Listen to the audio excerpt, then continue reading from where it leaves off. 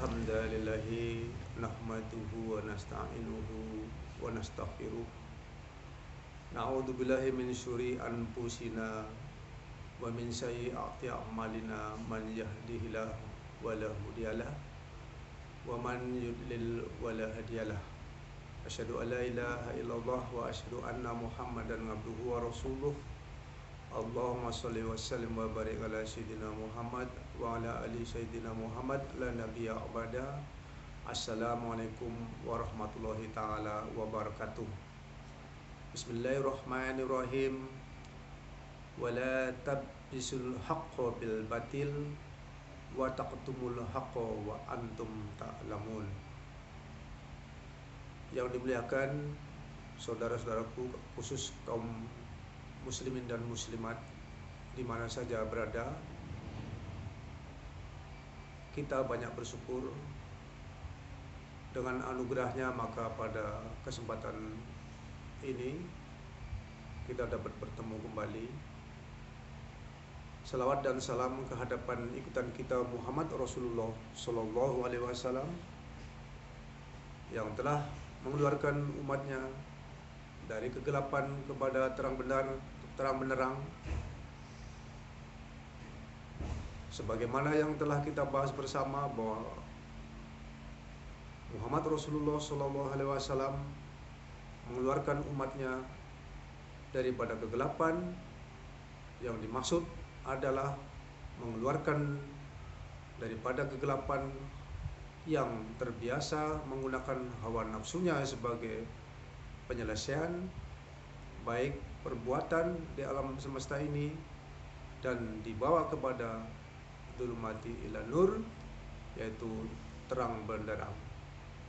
Dengan kata lain, terang benderang di sini adalah di mana tempat karena kita selalu melakukan kesalahan, maka dibawa tempat yang namanya maqam tauhid agar selalu dibersihkan, kemudian juga setelah dibersihkan maka diselamatkan. Dari ayat tersebut, wala tabisul haqqo bil batili wa taqtumul haqqo wa antum ta'lamun. Dan janganlah kamu campur adukan kebenaran dengan kebatilan, dan janganlah kamu sembunyikan kebenaran dengan kamu sedangkan kamu mengetahuinya. Al-Baqarah ayat 42. Terkait dengan keterangan ini ada beberapa pengertian bahwa substansi daripada ayat tersebut mengingatkan kepada kita adanya sebuah kebatilan, yaitu karena di dalam kita beragama ini kita tidak melihat daripada fisik atau tubuh kita, karena bagaimanapun juga awal munculnya daripada perbuatan fisik karena ada yang mengawalinya, yaitu yang dikatakan summa sawahum wa nakafihim ruh. Dengan ruh tadi maka perbuatan kita diawali dari situ. Dari sinilah kita dapat mengambil kesimpulan bahwa sesungguhnya perbuatan yang kita lakukan ini diawali daripada a'malu bil niat. Niat itu ada di dalam hati, dan hati itu ada dua komponen, ada dua substansi yang mesti kita pahami. Walati khalaqakum wa minkum kafirum wa minkum mu'minun, dalam rangka kita memahami ayat Al-Baqarah tersebut. Mengapa kita tidak boleh mencampur adukan antara yang hak dengan yang batil? Kita pahami dulu bahwa di dalam Al-Baqarah ini yang hak itu adalah kebenaran.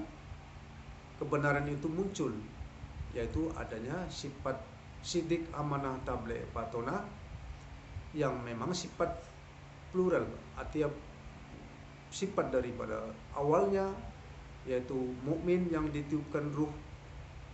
Manusia yang ditiupkan ruh awalnya itu adalah mukmin, dia tidak laki-laki, dia tidak perempuan, dan dianya mempunyai sifat sidik, amanah, tabligh, batonah.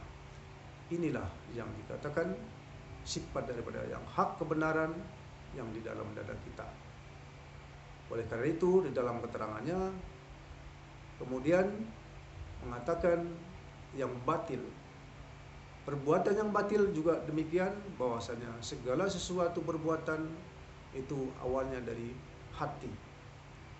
Dari hati itulah maka semua pergerakan perbuatan fisik awalnya sudah direncanakan, innamal a'malu binniyat, yang di dalam hati.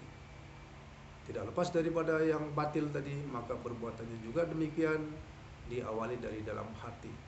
Jika kita hendak mau berbuat jahat, tentulah diawali dari niat. Niat seseorang di dalam kita melakukan perbuatan, sehingga kita paham bahwasanya perbuatan yang batil itu adalah perbuatan yang muncul daripada dalam dada itu sendiri. Bagaimana kita memahaminya antara yang hak dan yang batil? Kita tidak boleh menyalahkan daripada perbuatan manusia lain, karena sesungguhnya perbuatan itu diawali daripada awalnya a'malu binniyat, dan yang mempunyai niat itu adalah yang hak, yang di dalam hati. Itulah yang mempunyai sifat sidik, amanah, tabligh, wa atonah, dan dialah yang mempunyai segala sesuatu. Dengan adanya ruh, dengan adanya mumin, maka seluruh pergerakan yang dipakai di dalam untuk melaksanakan perbuatan di dalam alam semesta ini dapat bergerak.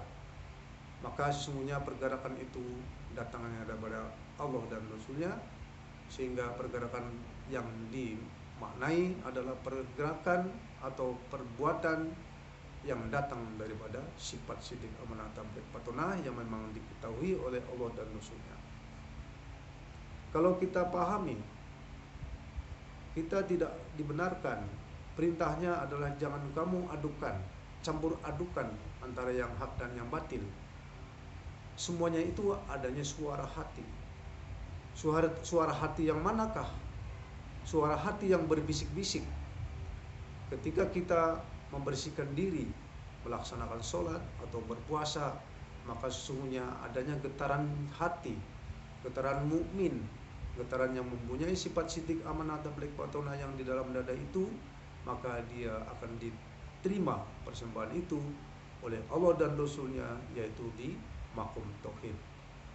Sehingga persembahan kita adalah bukan berupa fisik yang kita sampaikan, namun perbuatan tidak lain daripada getaran-getaran suara, frekuensi suara yang diterima Muhammad Rasulullah beserta Allah, yaitu di makom tauhid.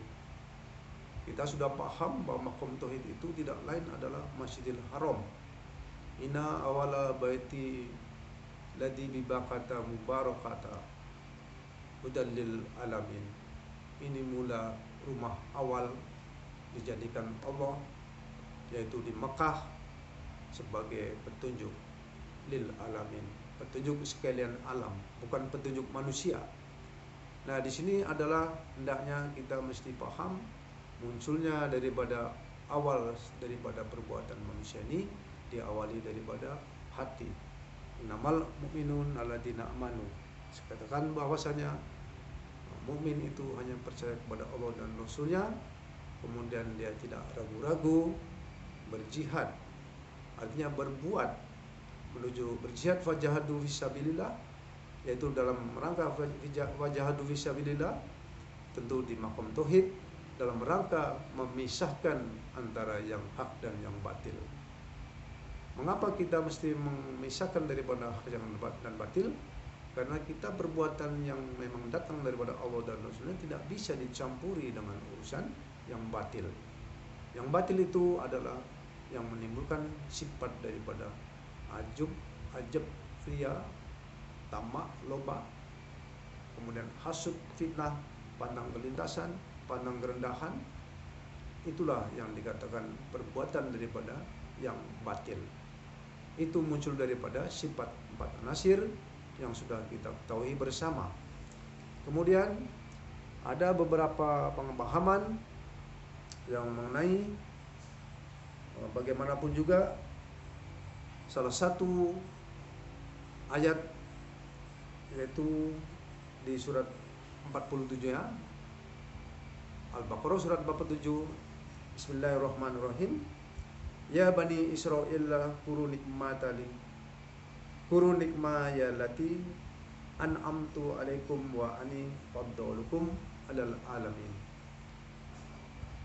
Yang artinya kurang lebih, wahai Bani Israel, ingatlah nikmatku yang telah aku berikan kepadamu, dan aku telah melebihkan kamu dari semua umat yang lain di alam ini.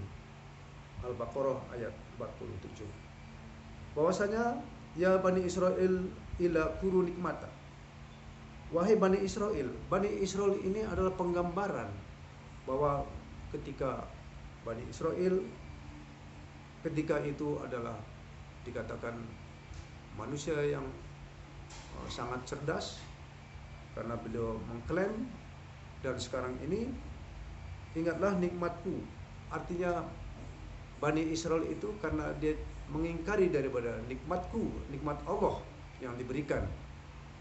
Berupa apa nikmat yang diberikan? Sesungguhnya nikmat yang diberikan itu adalah berupa summa sawahum wa nakafi miruhi, kemudian aku beri dia pendengaran, penglihatan dan hati. Sesungguhnya sedikit sekali yang bersyukur.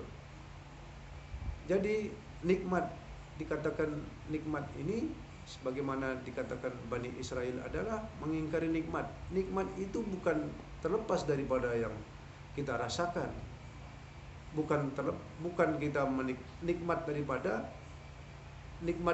yang kita makan. Terlepas daripada itu, nikmat di sini adalah nikmat Allah yang ketika ditiupkan ruh, maka bersamaan ditiupkannya juga penglihatan, pendengaran dan hati. Itu yang namanya nikmat, yang di dalam Al-Quran disebutkan seperti itu. Kemudian dilebihkan daripada umat-umat yang lain. Bagaimanapun juga bahwa umat Muhammad Rasulullah adalah umat yang mulia, dan kita karena tahu bahwasanya umat beliau adalah umat wasaton yang datang daripada yang mulia, tidak lain adalah datang daripada Muhammad Rasulullah Shallallahu Alaihi Wasallam. Kenapa demikian? Bahwa umat wasaton adalah diperintahkan agar tidak mencampur adukan antara yang hak dan yang batil, sehingga yang hak dapat berjalan karena yang batil sudah mengikuti daripada arahan yang hak. Oleh karena itu, jangan kamu campur adukan, jangan kamu kacau balaukan. Sesungguhnya mencampur adukan yang hak dan yang batil, sesungguhnya itu adalah perbuatan yang sia-sia. Sehingga kita harus dapat memahami, dan kita bahas tadi bahwasanya kita sudah paham dengan yang hak itu yang mana dan yang batil itu yang mana. Di sini dapat kiranya ada sebuah ayat mengatakan bahwa at-ta'muruna nas bil birri wa tansawna anfusakum wa antum tatlunal kitab afala ta'qilun. Mengapa kamu menyuruh orang lain mengerjakan kebajikan sedangkan kamu melupakan dirimu sendiri, padahal kamu membaca kitab? Tidakkah kamu mengerti? Al-Baqarah ayat 44. Ini kita terjebak daripada at-ta'murunan nas. Mengapa kita menyuruh kebaikan kepada orang lain, manusia lain, sementara kita tidak mengerti apa yang tidak mengerti, apa itu yang hak dan apa itu yang batil. Sehingga kita baru dapat merasakan jika kita bisa memilah daripada perbuatan yang hak dan perbuatan yang batil muncul daripada antara ruh yang mukmin dengan perbuatan yang batil tadi, yang dari 4 anasir, maka kita tidak akan dapat mempercampur adukan antara yang hak dan yang batil, sebagaimana perintahnya jangan kamu aduk antara yang hak dan yang batil.